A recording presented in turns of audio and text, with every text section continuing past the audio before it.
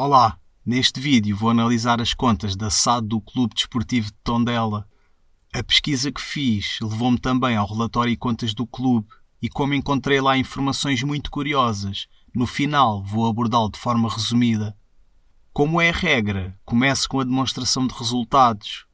O resultado líquido voltou a ser negativo, embora com uma melhoria razoável quando comparado com o período homólogo.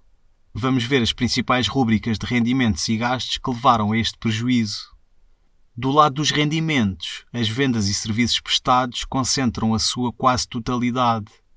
Os outros rendimentos têm nas vendas de passes de atletas a maior fonte de receita, mas como veremos, este exercício financeiro, à imagem do anterior, não foi particularmente rentável neste campo. Vou detalhar estas duas rúbricas.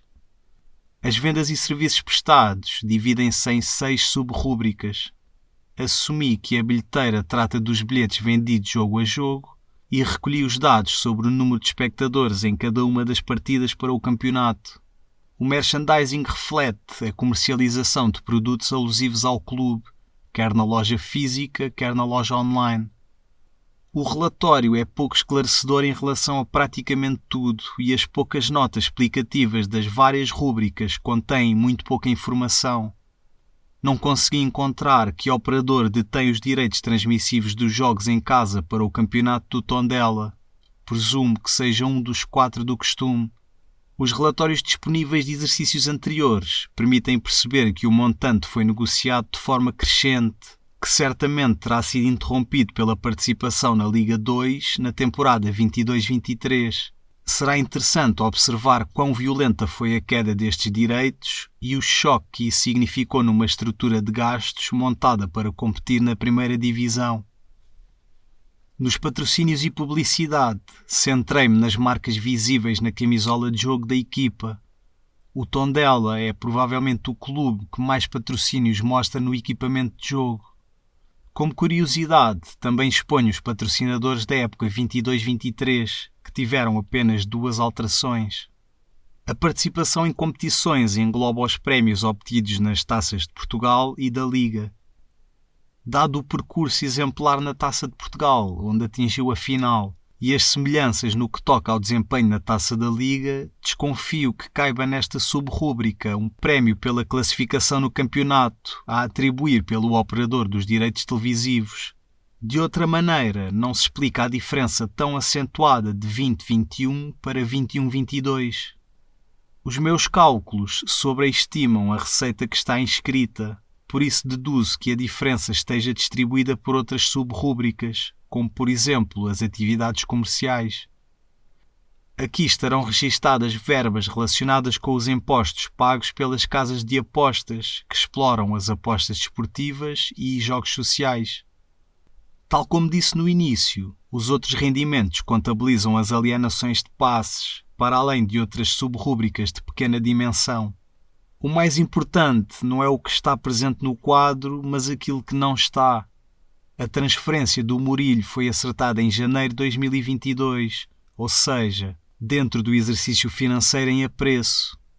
Acreditando no que foi noticiado e no que também está num site especializado, a alienação levou ao encaixe de 600 mil euros. O problema é que nada consta como lucro desta venda e não tenho justificação para isso. Passamos para os gastos. À imagem daquilo que fiz para os rendimentos, vou aprofundar as rúbricas com maior relevância. Os fornecimentos e serviços externos agregam todas as despesas inerentes à atividade desenvolvida por uma SAD de um clube de futebol. Não pelo peso que tem, mas talvez pelo interesse que possa suscitar, é destacar a renda que o clube cobra à SAD pela utilização do estádio. Causa estranheza, até porque é substancial, o montante pago em comissões, quando não houve transações de passes. Os gastos com o pessoal baixaram e para isso terá contribuído a saída do Murilho.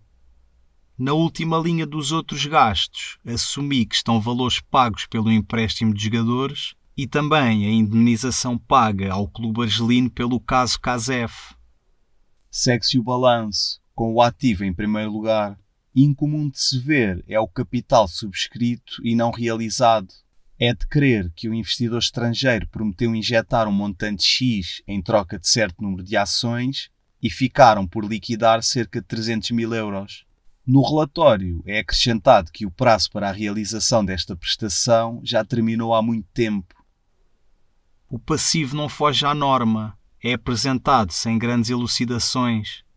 O processo desencadeado pelo atleta Kazev é seguramente o maior passivo da sociedade, ainda que não se manifeste de forma concreta nas contas. A sociedade ficou impedida de inscrever jogadores em 2 janelas de transferências, o que atrapalhou e muito a preparação e gestão do plantel para a temporada 22-23. Tudo o que daqui resulta pode colocar em risco a sustentabilidade do clube. O capital próprio indica uma situação de falência técnica, em grande medida causada pelos prejuízos obtidos nos últimos 2 períodos. O capital encontrava-se dividido entre o Hope Group e o clube, sendo que um investidor estrangeiro detinha 80%. Com os elementos que conhecemos, pode dizer-se que o fundo investiu pouco mais de 500 mil euros. Já depois do fecho das contas deste exercício, o clube comunicou ter comprado a totalidade das ações nas mãos do Hope Group. Claro que o timing não foi inocente, o investimento não correu como o fundo pretenderia, terá assumido o prejuízo e abandonou o projeto.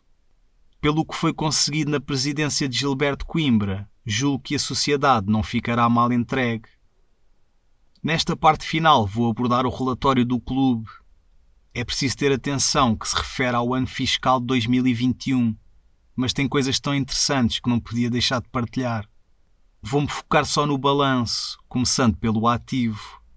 Seja pelos terrenos, edifícios ou investimento em curso na academia, temos um ativo muito musculado. O que me fascinou e levou a incluir este segmento é o facto do clube investir dinheiro em fundos de ações.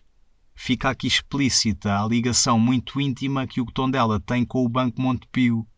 Em números redondos, tem 1 milhão investido em ações e 1 milhão em depósitos a prazo. Apetece-me dizer que, para manter uma distribuição equilibrada do capital, podia ter levantado metade do depositado a prazo e ter subscrito certificados de aforro. O passivo é relativamente pequeno, o que se traduz num capital próprio muito elevado. Mesmo com dados desatualizados, não acredito que seja desajustado dizer que o clube tem condições financeiras muito favoráveis para continuar a dar apoio à SAD e suportar custos e perdas de receitas extraordinários que decorram da participação na Liga 2. Esta análise fica por aqui. Espero que tenham gostado e não se esqueçam de subscrever o Contábil. Até para a semana.